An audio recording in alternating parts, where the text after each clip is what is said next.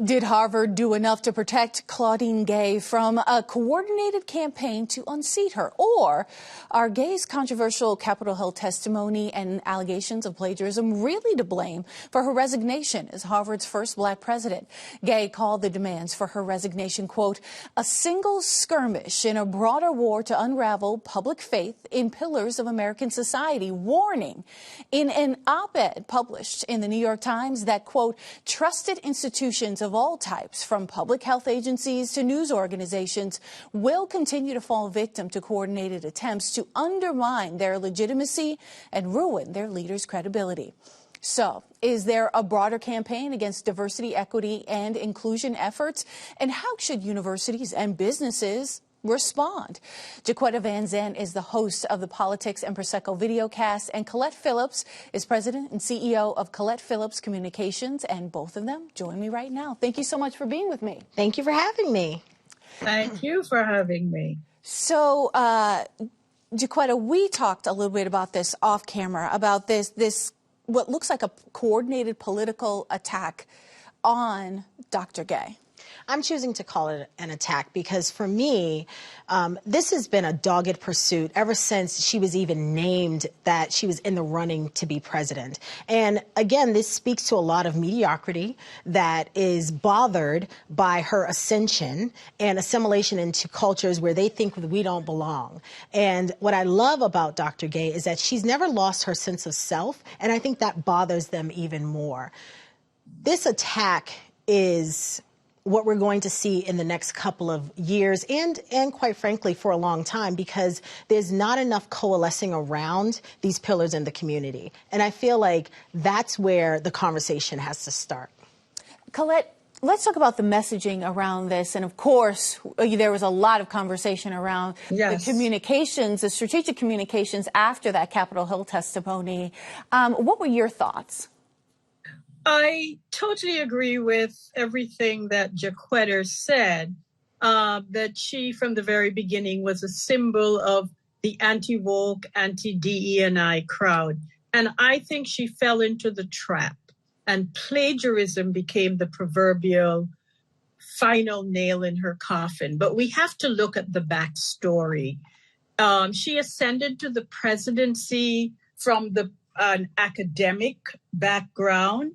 And she tried to walk that razor's edge of academic freedom while overseeing a campus in turmoil.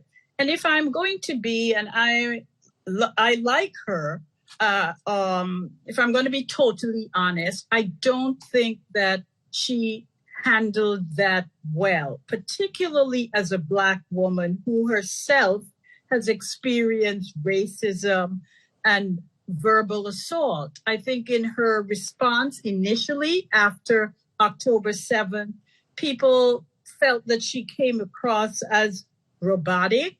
And then on Capitol Hill, she seemed more concerned about academic freedom and freedom of speech than the safety of her students. And I think that the job of a college president is to create a safe learning environment for every student. And if I were advising her from a crisis management and communication messages perspective, I would have said there are some very specific things she could have done upon her return from Capitol Hill. And I would say immediately revise and revamp the institutional code of conduct with zero tolerance for hate speech and for what is called violence on campus. Anyone who violates those should be suspended or fined or expelled, period.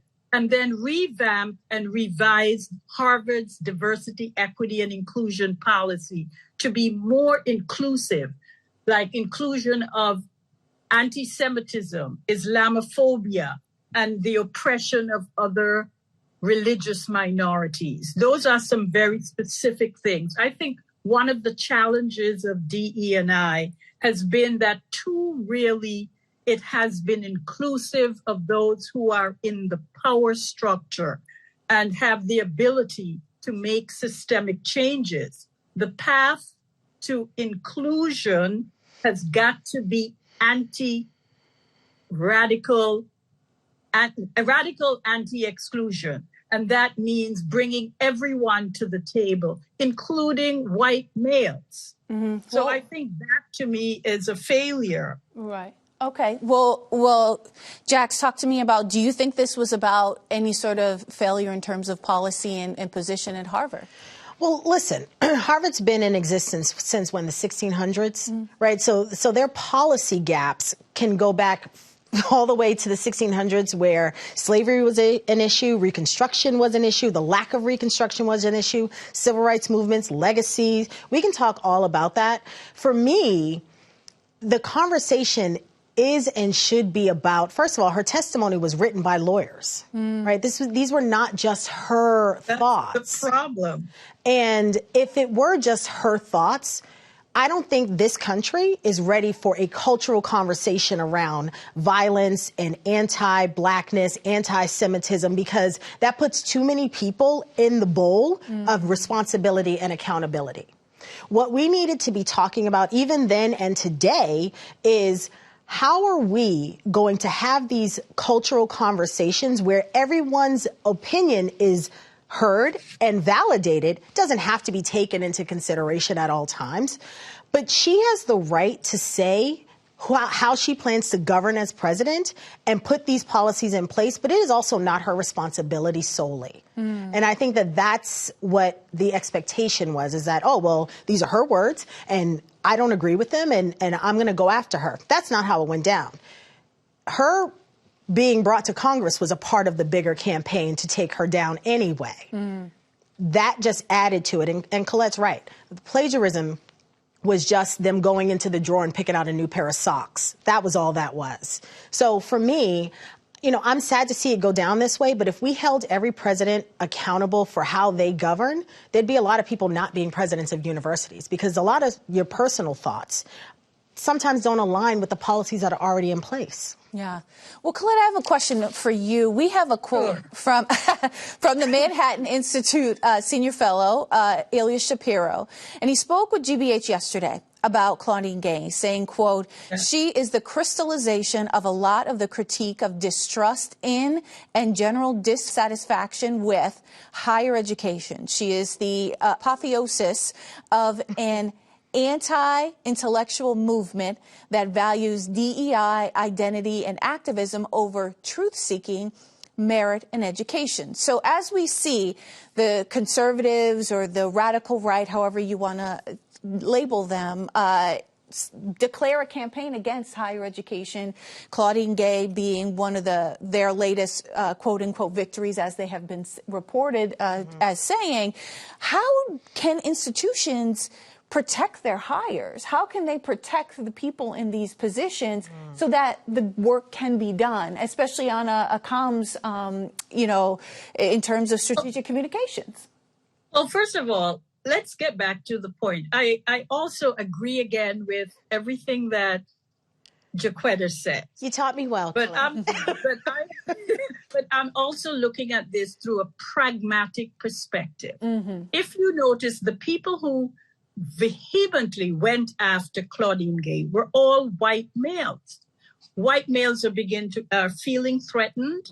They're feeling excluded. They're feeling irrelevant.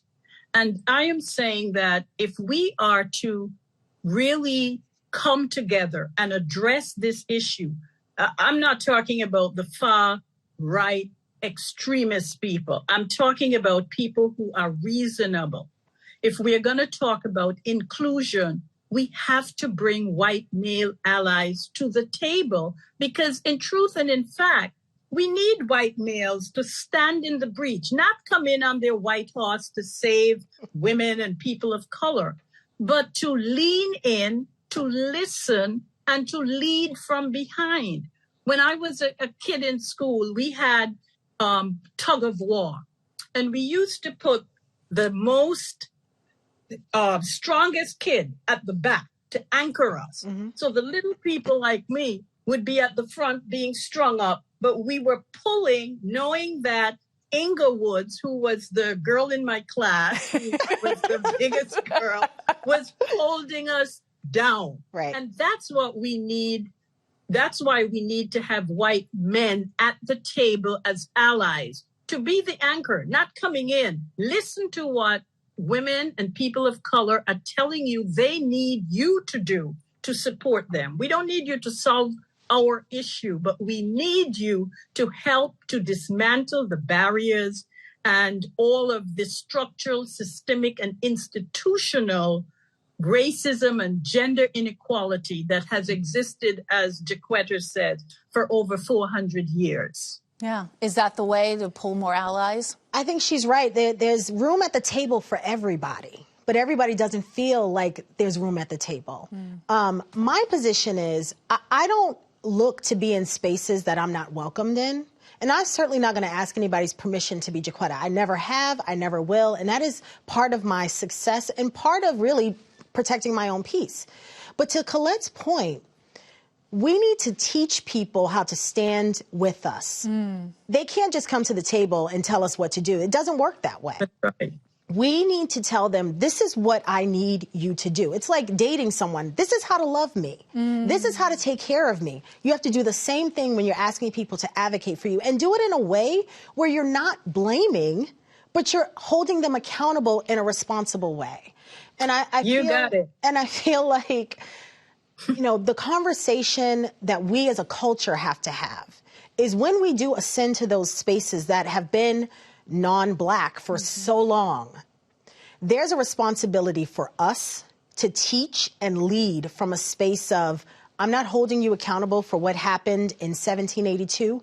I'm holding you accountable for what is happening in 2024, and not much has changed, but here's how to make it right. That's all. And when you say to someone, make it right, and their actions do that, that's how you feel heard and validated.